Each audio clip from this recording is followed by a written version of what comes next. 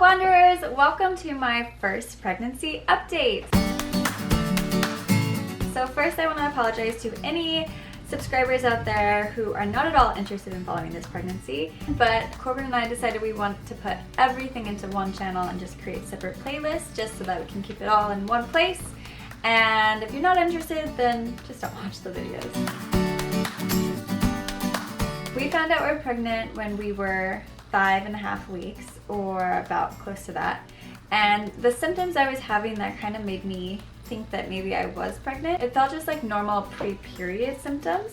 I was just experiencing sore breast and cramping, but the way that it was is that these symptoms continued. So usually I would get those symptoms and then a couple days later, a few days later, I would get my period. But these symptoms just continued to last for over a week or so, and I never got my period. So I was very confused, but I was thinking maybe this could be a sign I'm pregnant, and then I started getting little headaches and starting to feel a little bit dizzy occasionally. So I decided I just wanted to take a test, and even though I'm irregular and I wasn't necessarily late, it had still been a while since my last period.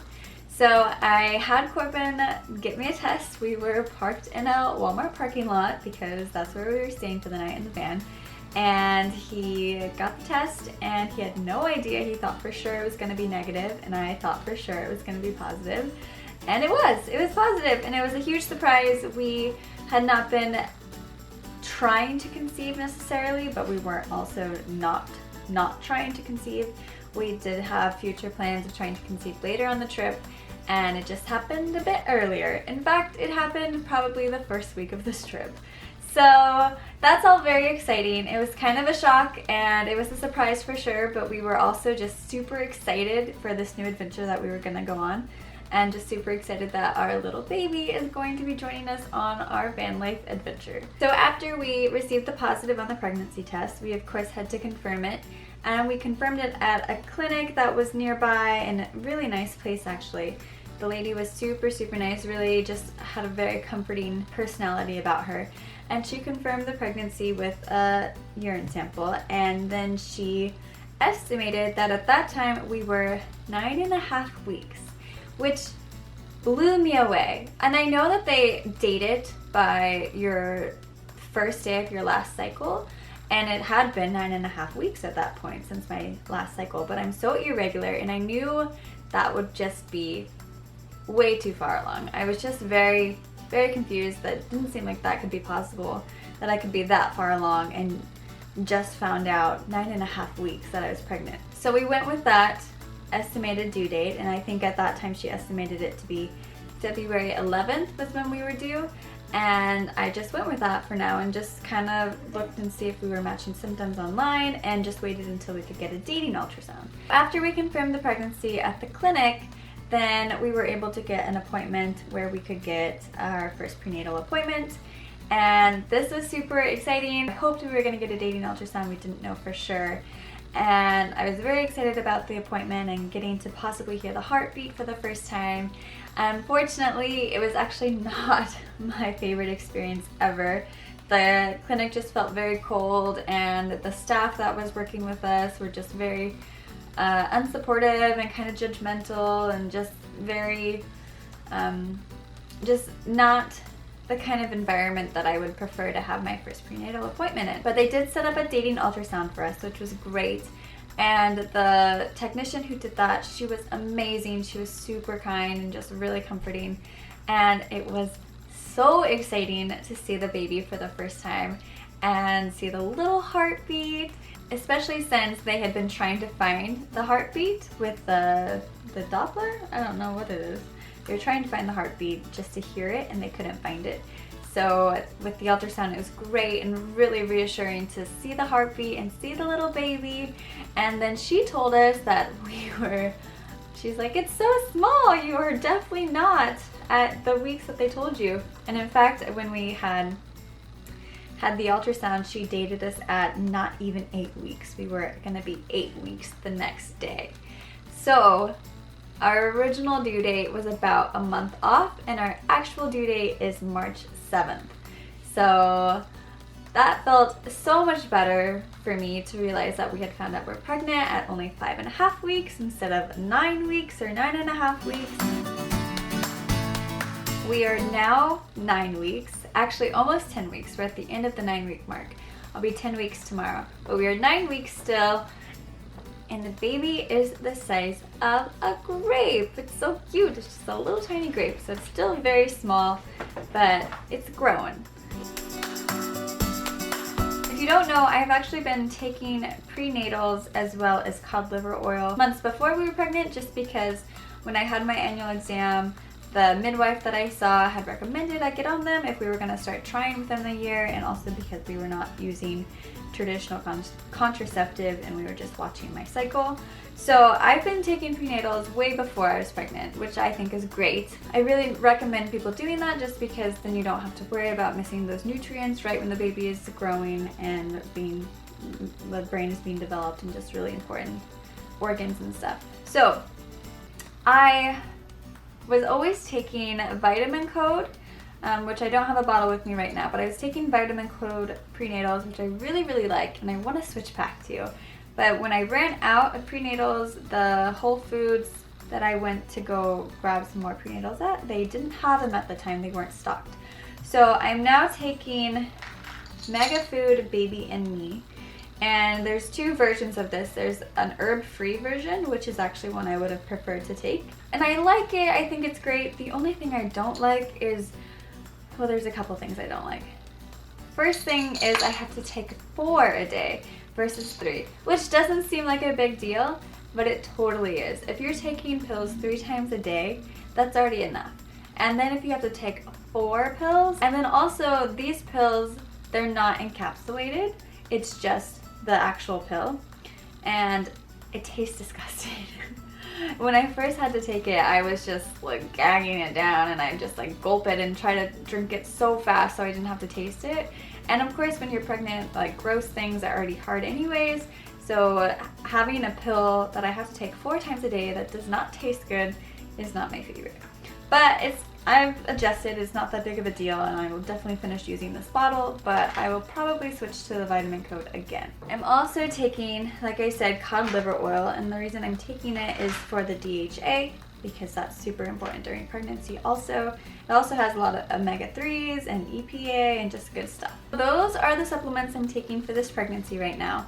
I will probably start taking or drinking red raspberry leaf later in like my 2nd trimester, but I'll talk about that at the time.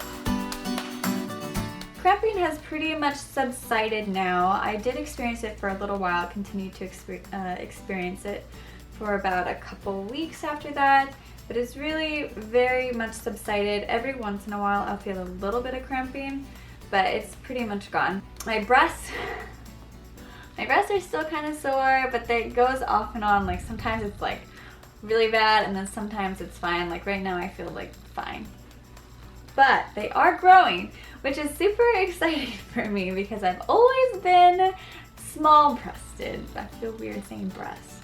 I've always had a smaller upper side. Oh yeah, look at that. The negative and not so fun symptoms have been nausea, which is also subsiding. It hasn't been too bad lately, but definitely in the beginning it was pretty bad. I've only been actually sick once, but just experiencing nausea throughout the day, pretty much all day, and just always trying to manage it and combat it with constantly snacking and just trying to drink a lot of water. And I think the nausea has been kind of amplified with our living situation, just because we are living in a van. If you don't know, you should go watch other videos so that you know what's going on. But Corbin and I are living in a van, and it's not really something, it's very exciting. I love doing it, but it's not exactly the most comfortable situation when you don't have major control of the elements. It can be kind of hot, and then the heat can kind of create more smells, and all of that kind of creates more symptoms of nausea for me. And then if we're driving can make me really nauseous. Even if I'm snacking on crackers or I have the air on my face, it can just be a little rough dealing with the nausea while living in a van. But it's definitely gotten a lot better, which is great. I think my worst periods were between, let's see, I think when we first found out, so that would be like around week 6 to like week 7, probably a little bit towards week 8. Like those were the worst weeks. So it's gotten a lot better. Another symptom that I've had has been extreme fatigue, which I know is another sign of pregnancy, and it was one of my other first signs. And I thought originally it was just this transitioning to this new lifestyle and just traveling a lot. I thought that's why I was so tired. But of course, then I found out I'm pregnant. So that also would have been one of my first signs of pregnancy. But fatigue is crazy. I can't even believe it. It's been very hard for me because I'm a pretty high energy person. I like to get outside and I like to go for runs and go hiking, and I usually have a lot of energy, and it's gone. It's like completely gone. I am probably the most lazy person I've ever been in my life, and it's kind of hard for me to accept that. It's gotten better again, same thing, the symptoms are subsiding. But there were days when I literally could have slept all day.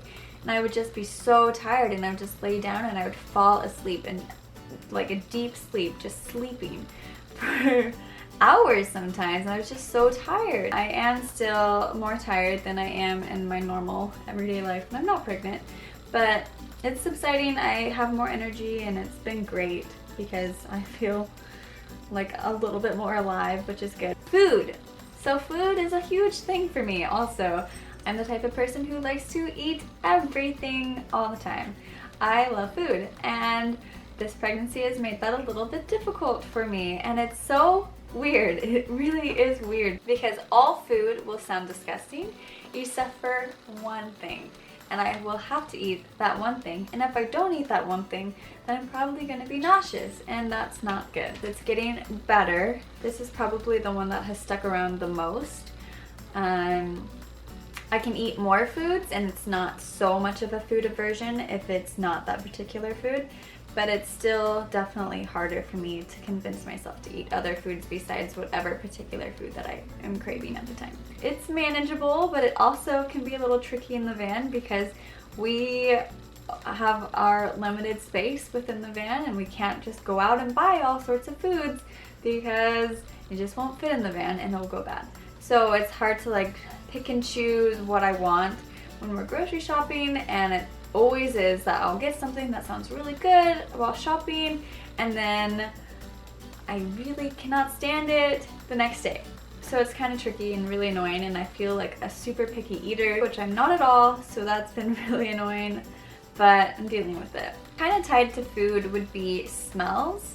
I've definitely developed a very magical superhero sense of smell. I can smell everything, and that affects the food that I'm eating or that I'm craving, and that is also kind of tricky in the van because you're in a small space and there's more smells. It's just how it is when you're living in a camper van. It sounds like I'm having a really rough time, which I'm not actually having that bad of a time because I have a lot of friends who have had way worse times throwing up all day, multiple times a day, and I'm not dealing with that. I'm really not, and I'm sure I have it pretty easy. It's just kind of an adjustment when I was already adjusting to an adjustment in my life. So it's just kind of balancing all these new changes in life, and it's just an adjustment. Corbin and I are super excited about this pregnancy. We cannot wait to meet what I think the baby's going to be a girl. Corbin thinks a boy. Corbin thinks the baby's going to be a boy. We shall see, but I do think we're going to have a girl. I'm going to show you my bump, which is pretty much non-existent. I mean, it's probably mostly like a bloated stomach, but